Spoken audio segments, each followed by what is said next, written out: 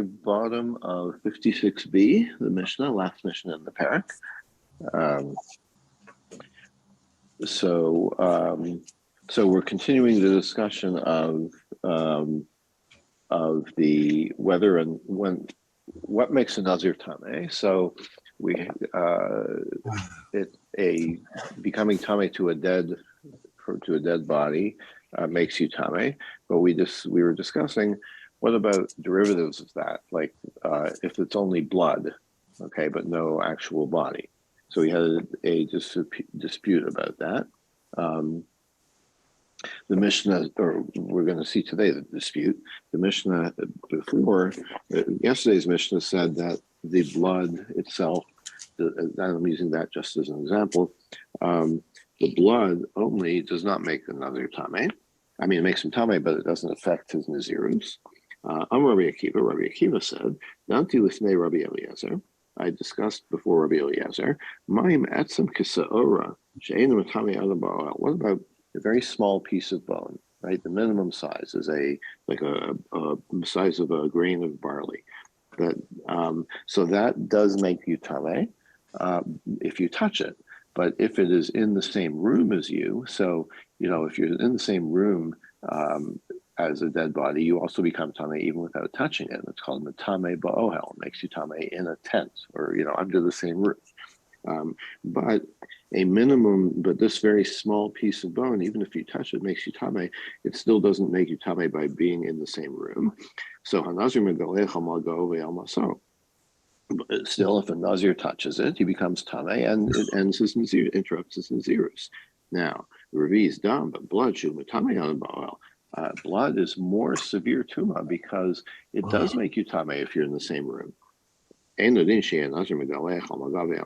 therefore, definitely should interrupt a Nazir's Nazirus, right? Because it appears to be more strict than the small piece of bone, since it makes you Tameh in more ways than the small piece of bone. Therefore, like logic would indicate that it should also interrupt the Nazir's Nazirus. Amarli, so he replied to me, Mazaki, what kind of talk is that? Ain't done even can be kal v'chomer. You can't use a kal v'chomer. You can't use this logical deduction in this case, because the whole idea that etzem kisora, that the small piece of bone, like why doesn't it make you Tameh in an ohel? Why shouldn't it be like any other thing that makes you Tameh? Right? It should make you Tameh in an ohel. The only reason we say it doesn't is a tradition. It's a received tradition. Halach Moshe Messina. So therefore, it's not eligible for making deductions from. Right? This is a kind of a general rule, which makes sense, right? That if you have a rule, then you can compare it to other rules, then you can make logical connections and deductions and so on. But if the rule that you're trying to derive from doesn't make sense itself, right? It's just a decree, then you can't use it in a kal v'chomer, in this logical deduction. And Rabbi Eliezer continues, when I discuss this with Rabbi Yoshua, he said to me, Yafa Marta, you're right. Like really, that maybe logically, like Rabbi Akiva would be right, but the reason we don't follow that is that the source of this idea is halachos Moshe Sinai. It's just a received tradition. So the Gemara says on the next page, they ask the following: they're trying to determine which is the oral tradition. Now, I explained it that which is the tradition. The halachos Moshe Sinai is that the bone doesn't make you Tameh in an ohel, the small piece of bone, but that's not necessarily the case. Maybe it's the other way around. They asked, is that the way we're explaining this Mishnah? And you can't use a logical deduction from a halacha Moshe Sinai, from a received tradition.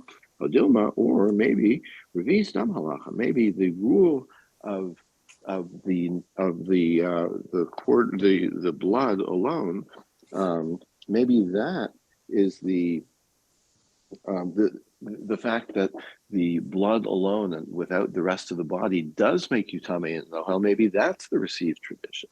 Like maybe it's Maybe it's logical that the small piece of bone doesn't make you tame without the rest of the body, and really that should apply to the quarter to the blood alone, right? But it's a received tradition that the blood doesn't make you tame in an ohel. That's because homer, and then and you couldn't apply that to the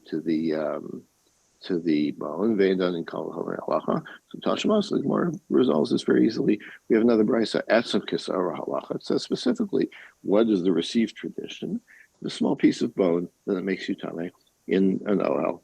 Urvisdam kol homer, and the idea of the blood alone not making you not interrupting the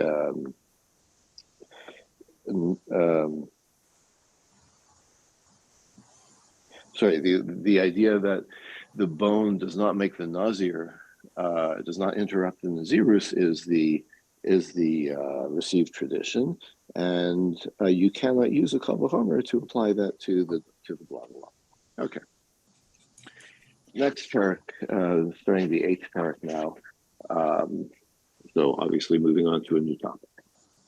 If you have two Nazirim, and somebody says to them, I saw one of you become tummy, many days, I don't know which one it was. One of you touched a dead body, but I saw two of you. I don't know which of you touched a dead body, but I know it was one of you. So one of you is definitely tummy, the other is not.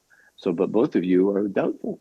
So they both have to behave as if they were tame. They cut their hair, interrupting Nazirus, moving carbon tumor, the carbon tara. What about the carbon though? Because you can't bring a carbon if it's not you, right? If you're not the one that became tame. So between the two of them, they bring two carbonos. One is the carbon of a Nazir who becomes tame and interrupts his Nazirus and has to start again. And the other is the carbon of a Nazir who completes his term normally. The Omer, and they say, Imanihu Tame, if I'm the Tame one, carbon tuma shaliva, carbon tara shalcha. So we have two carbonos here. The one that's for the Tame Nazir who's interrupted his Nazirus, that's me, and the other one is yours. You're a regular Nazir who finished your Nazirus, and that's your carbon. Imanihu atar, and conversely, if I'm the one that's star, carbon tara shaliva, carbon tuma shalcha, the opposite. They have to wait 30 days, right? Because like one of them has to complete his term without cutting his hair, right? But we don't know which one. So they both wait 30 days. Carbon tara, and they bring then they bring one carbon for a Nazir who completes his tara, who completes his term, because the one who became tame, he already brought his the one who was always tahar, he already brought his carbon for completing his Nazirus, and the one who became tame still liable for that one. And so you bring one carbon for a recovered Nazir, if you will, V'yomer, and you say, Imani o tame, if I was the one that was tame, carbon tuma shaliva, carbon tara shalcha, then the one that we already brought last month, that was for me being tame, and this new one is for me being tara. Is that carbon tarasi? This is the one for me completing my Nazirus. But if I was the one that never became tame in the first place, then we already brought for me the carbon for completing my Nazirus, carbon tara shaliva, carbon tuma shalcha. But this one is for you. Then this new one is for you finishing your Nazirus. So we're asked, so we're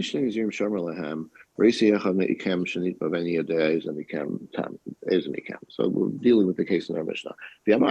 Why is that?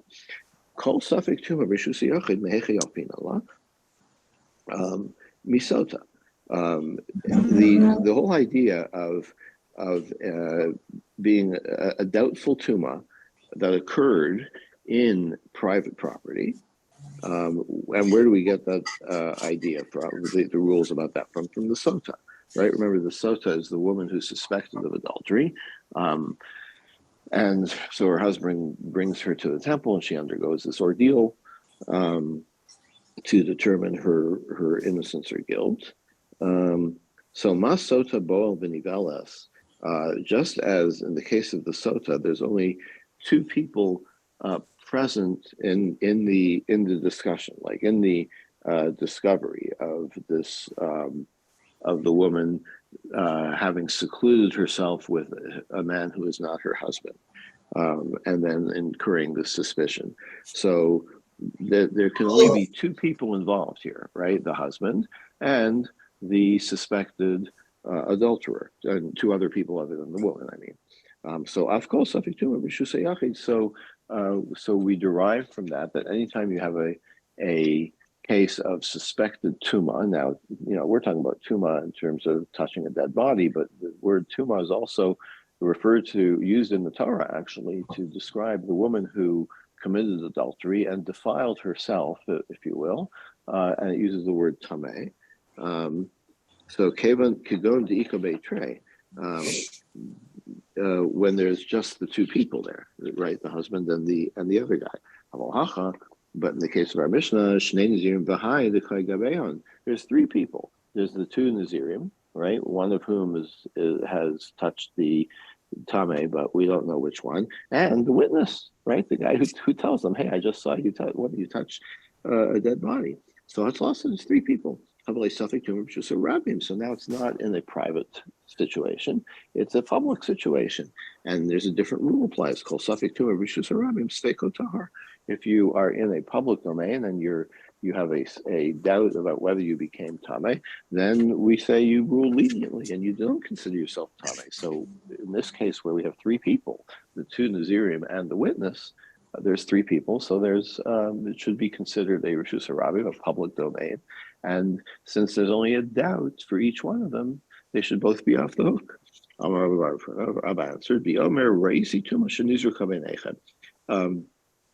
so I wasn't right with you. I was watching from the rooftop or a faraway place or whatever, and I saw that this occurred, that some tame thing was tossed at you, and one of you caught it. So I wasn't really there. I wasn't present, but I was watching from afar. So then it's still considered to be a matter that occurred in a private setting with just the two Nazirim.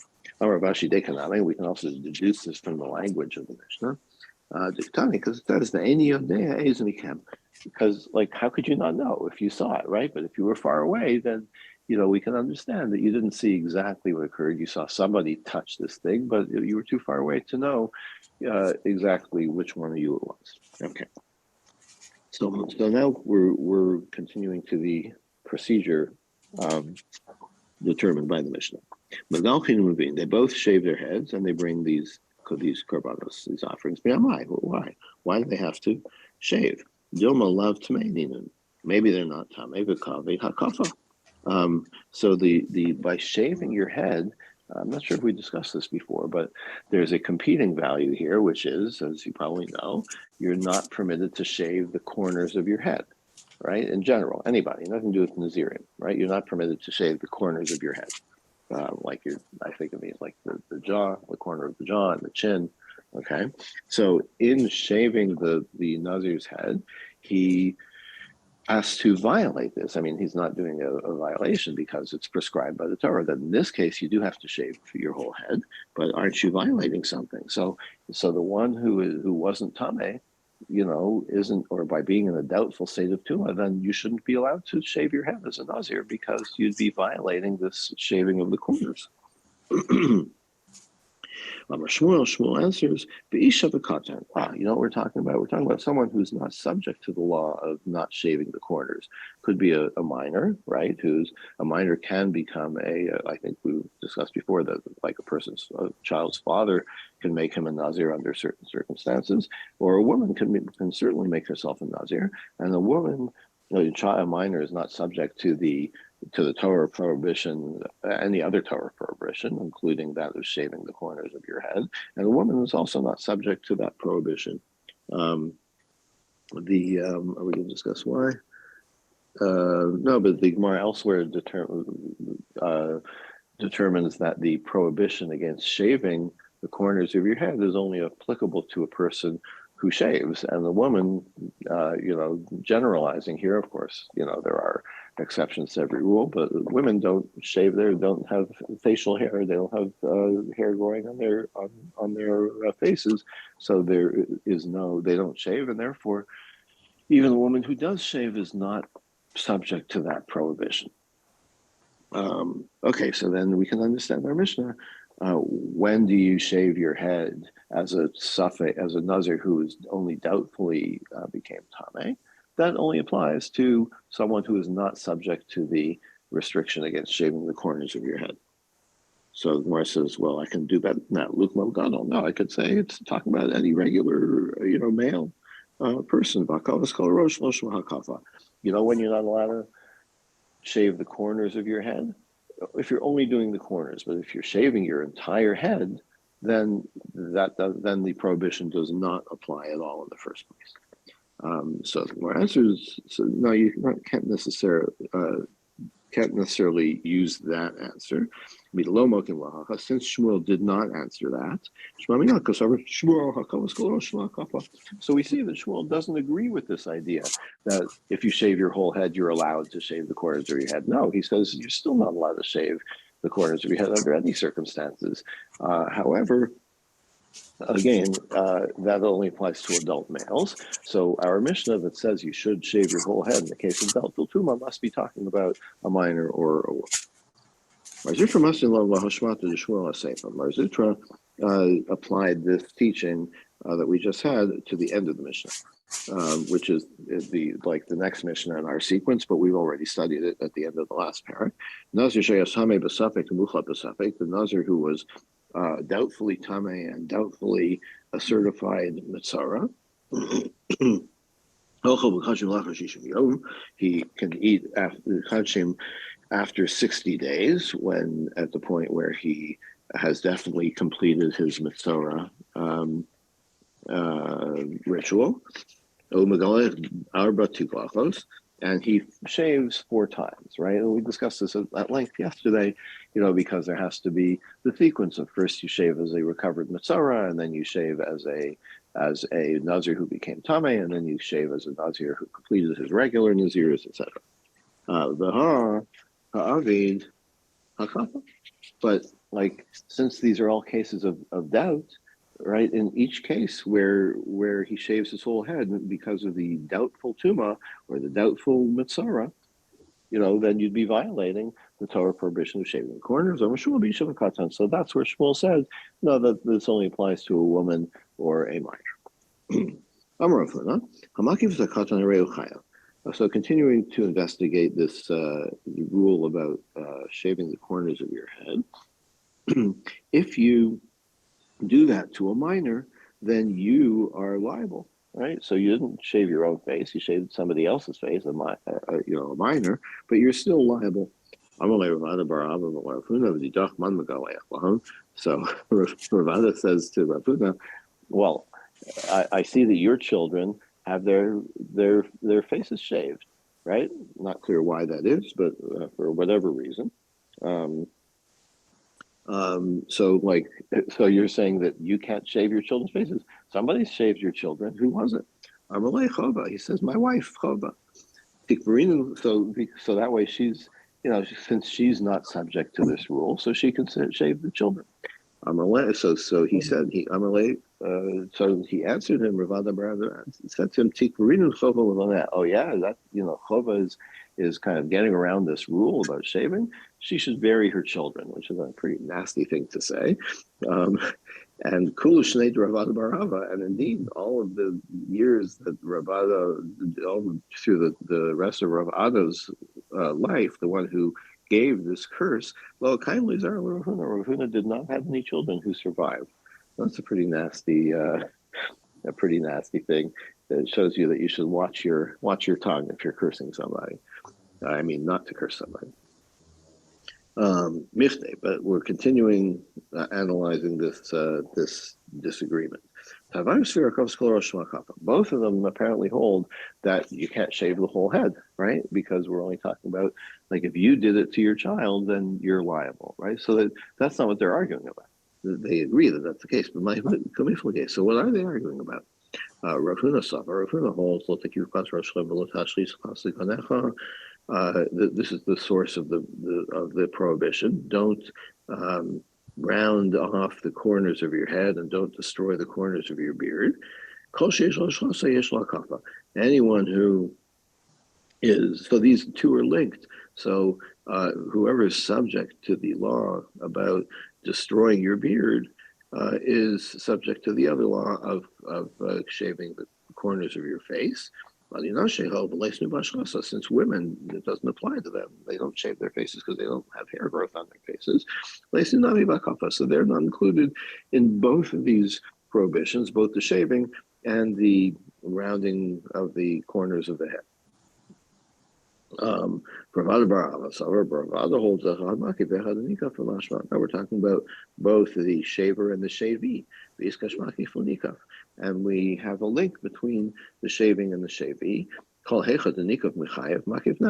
Wherever the, if the subject is prohibited, then if the shavee is prohibited from shaving, then also the shaver, even though the shaver could shave themselves, the shaver is not permitted to shave someone who cannot shave themselves. And the case of a minor,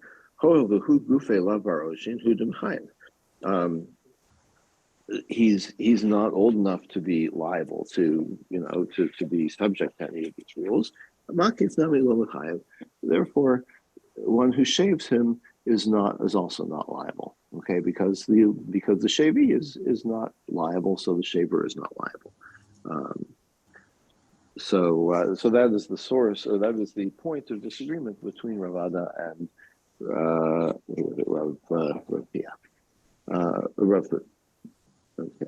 Okay. So we'll leave it here, and we'll continue to analyze this disagreement tomorrow. We'll try to establish it in an earlier argument between Tanaim, and David will pick up here tomorrow. Thank you, Dov. Have a good day, all. You too.